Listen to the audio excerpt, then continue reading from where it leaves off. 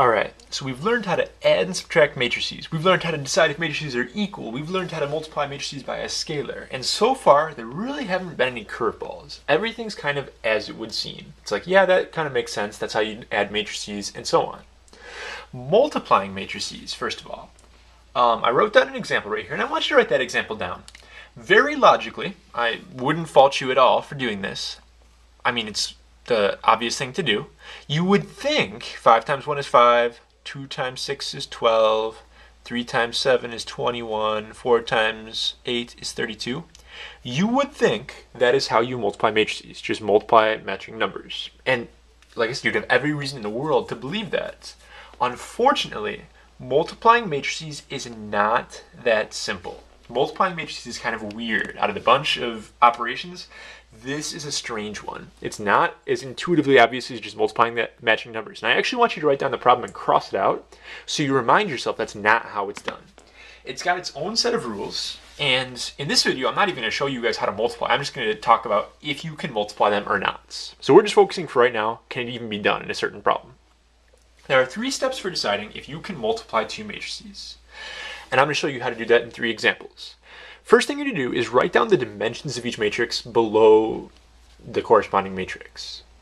If the middle numbers you have written down match, you can do the problem. They can be multiplied. So if the middle numbers don't match, you can't do it.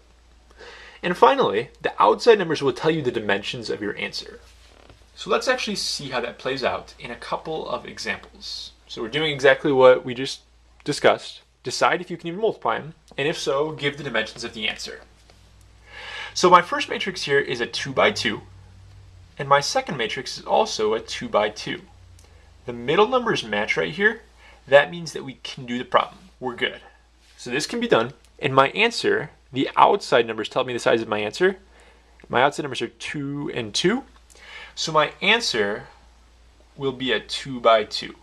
So yes, they can be multiplied. The answer will be a 2 by 2. It's not going to be this 2 by 2, but the one I wrote down up here, but it can be done, and your answer will be that size. On the second problem here, I have a 3 by 2 and a 3 by 2.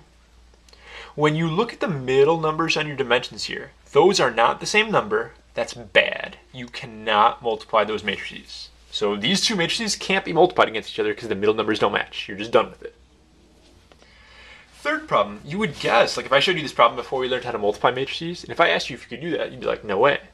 But if you look at your dimensions here, we have a 1 by 2, 1 row, 2 columns, and we have a 2 by 3. So actually, these 2 matrices can be multiplied. The middle numbers match, and your answer is going to be a 1 by 3. You take the outside numbers, and those tell you the dimensions of your answer.